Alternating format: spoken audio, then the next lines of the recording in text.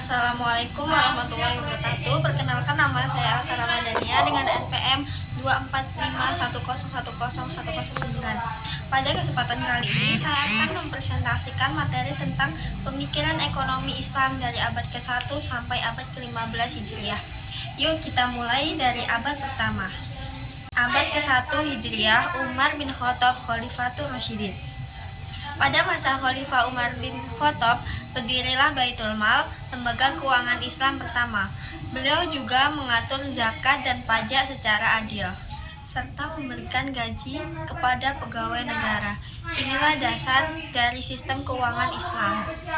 Abad kedua Hijriah, Umar bin Abdul Aziz, dinasti Umayyah. Beliau dikenal sebagai sangat adil dan bijak. Umar bin Abdul Aziz melakukan reformasi pajak dan zakat, menghapus pengaturan yang zolim, bahkan sampai tidak ada lagi penerima zakat yang tersisa. Abad ketiga Hijriah, Harun ar-Rasyid, dinasti Abbasiyah. Pada masa ini, perdagangan internasional berkembang pesat. Beliau juga mendirikan Baitul Hikmah sebagai pusat ilmu pengetahuan dan ekonomi berbasis ilmu. Abad keempat Hijriah, Al-Muqtadir, dinasti Abbasiyah. Pada masa ini dilakukan reformasi keuangan negara dan perbaikan administrasi pajak, serta pengawasan terhadap Baitul Mal. Abad kelima Hijriah, Al-Mu'tasim, dinasti Abbasiyah. Fokus utama beliau adalah pada perdagangan dan pertanian. Pembangunan infrastruktur ekonomi memperkuat untuk menjaga stabilitas negara. Abad ke-6 Hijriah, Salahuddin Al-Ayyubi, dinasti Abbasiyah.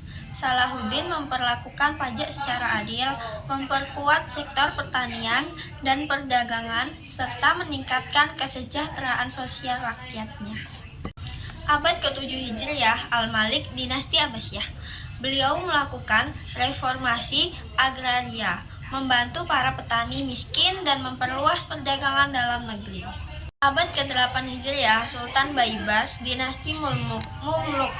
Sultan Baibars menata ulang sistem pajak dan pasar, melindungi pedagang kecil, serta memperbaiki transportasi perdagangan. Abad ke-9 Hijriah, Sultan Mahmud, dinasti Umayyah.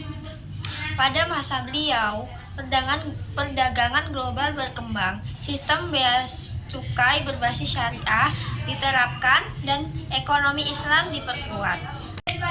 Terus abad ke-10 Hijriah, Sultan Sulaiman, dinasti Umayyah. Sultan Sulaiman menetapkan Qonun Syariah atau hukum ekonomi Islam yang mengatur zakat, perdagangan, dan keuangan negara. Abad ke-11 Hijriah, Sultan Murad, dinasti Umayyah, melakukan reformasi pajak dan kebijakan anti korupsi.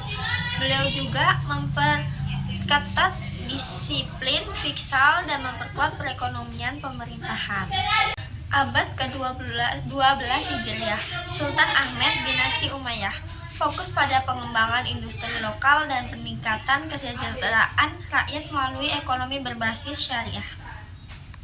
Abad ke-13 Hijriah, Sultan Mahmud II, dinasti Utsmaniyah, melakukan modernisasi ekonomi, menghapus sistem feodal, dan memperkuat keuangan publik negara.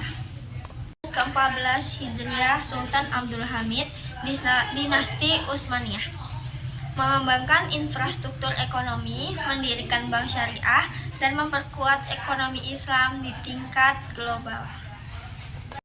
Abad ke-15 Hijriah, Raja Faisal bin Abdul Aziz, Kerajaan Arab Saudi. Beliau menerapkan sistem ekonomi Islam modern, mendukung perbankan syariah, dan mengelola zakat secara nasional.